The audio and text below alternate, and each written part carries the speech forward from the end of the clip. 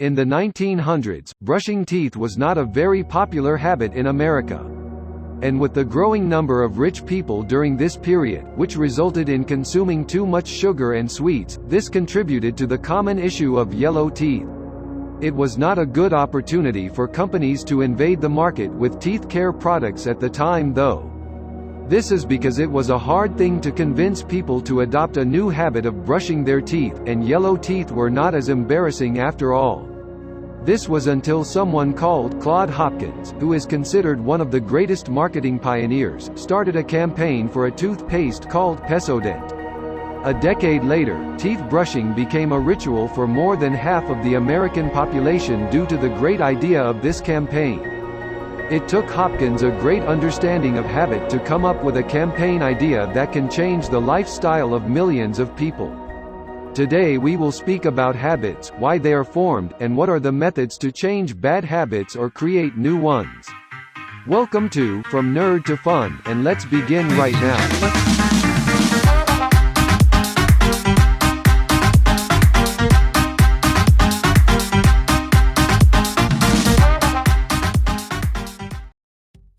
Changing old habits and acquiring new ones mandates the need to have a clear understanding of how habits are formulated and why they even exist. Our minds try all the time to decrease the effort exerted in repeated actions so that they can dedicate more attention to unusual and variable events. This is obvious when noticing our morning routine, for example. It does not take us seconds to think about what the next ritual should be. These routines, which require very minimal effort, are simply called habits. Our minds also tend to surround themselves with a comfort zone where all the actions that need to be taken have already been done many times before and have caused no apparent harm. On a biological level, scientists believe that repeating an action creates neural pathways that become stronger by repeating these actions more and more. And here comes the conflict between our minds and what we want to do in case we tried to change these well-structured habits.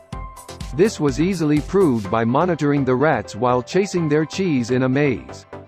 The first time a rat enters a maze, he starts sniffing around while paying good attention to his senses to be able to find the cheese. On repeating this experiment, the rat starts to go to the cheese without paying great attention to the smell so that he can use his concentration in more important things like being alert for dangers, for instance. The same thing happens to us. You may have noticed a strange smell on entering a new place. This is because our minds tend to ignore the smells of our own places so that they can focus more on any new or strange smells that we are not accustomed to.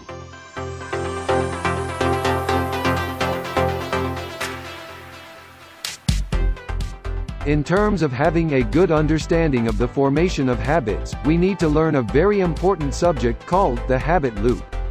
The habit loop consists of three elements: the cue, the routine, and the reward.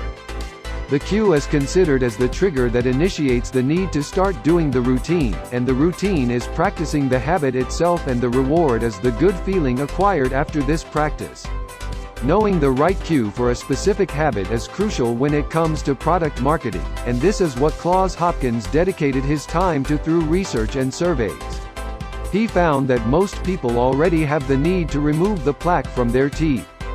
They may do this either by washing their teeth or eating an apple. So Hopkins began to use this in the toothpaste commercials by focusing on its ability to remove plaque, which is an already existing cue for customers. After that, luck played a good role when people started liking the afterward cool tingling sensation of this specific paste, which acted as a reward to the customers. This way, the habit loop was completed in terms of the cue, the routine, and the reward. Another example about the importance of cues in marketing products is the very famous odor eliminator by Procter & Gamble, called Febreze. This was one of the biggest failures occurred during the company's lifetime. The idea of this product was to remove any bad smell that sticks to any surface. It was targeted mainly for smokers to help them get rid of the smell, but its sales were very low at the time. During surveys, they visited a woman's house. This woman had lots of cats and the smell of the house was very bad. When they asked her if she was using the product, she told them, "I seldom do. I only use them once or twice when my cats make a bad smell." They realized the fact that when bad odors are present around a person for a long time, he becomes accustomed to it, which diminishes the trigger or cue of having a bad smell, so they rarely remember to use the product.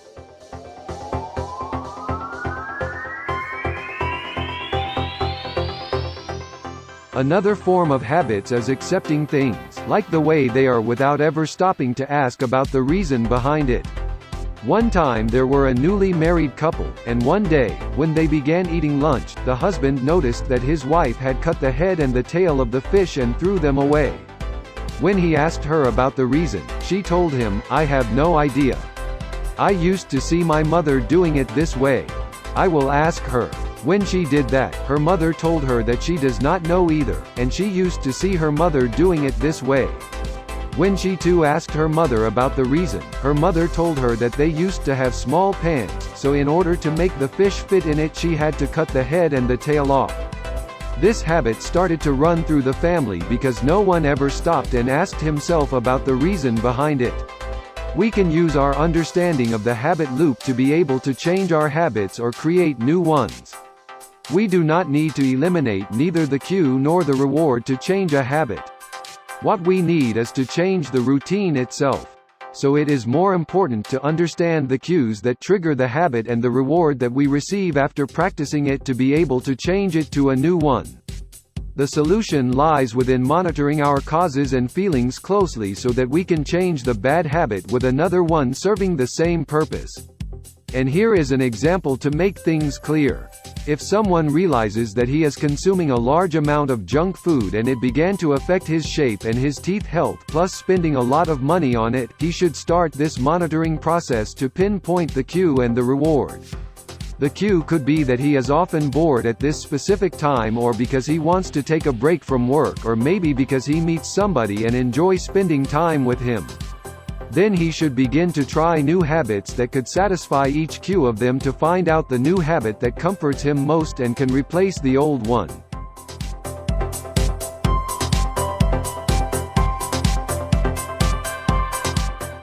Another way of changing habits could be based on our understanding of how the mind builds a comfort zone around it.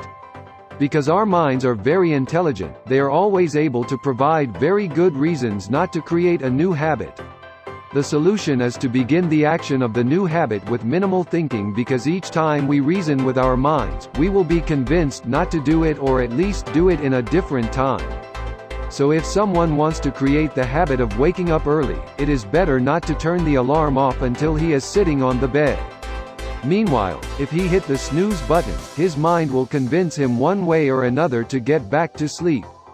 Changing a habit can also be achieved by increasing the energy required for the old habit while decreasing that required for the new one.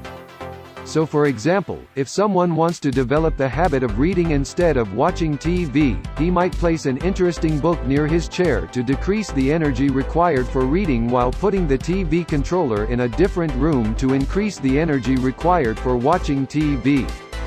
This is why some athletes sleep with their running outfit on and with their sneakers at their room's door, not to procrastinate morning runs. It can also be useful to use a calendar and start ticking on each day we do the new habit. After a while, and even in the days when we feel very tired, it will be hard for us to break this chain of ticks, and this will serve as an additional motive to continue. Another useful tip is to commit to do the new habit on a daily basis, and even better at a specific time regardless to the quantity.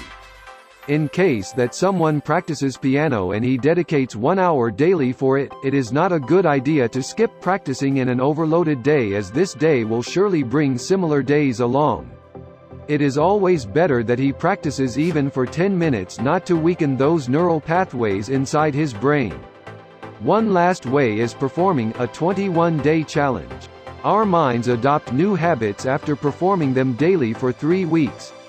The only disadvantage with this method is the hard work associated with it and forcing ourselves to repeat the new habit day after day against our mind's will. On the other hand, this may be considered the fastest and most dependable method to change an old habit or to acquire a new one. Now, like always, if you have a question that you need an answer for, do not hesitate to post it below, and if you like the content of this video, please hit the like button, and don't forget to subscribe and hit the ring bell so that you can see our new videos.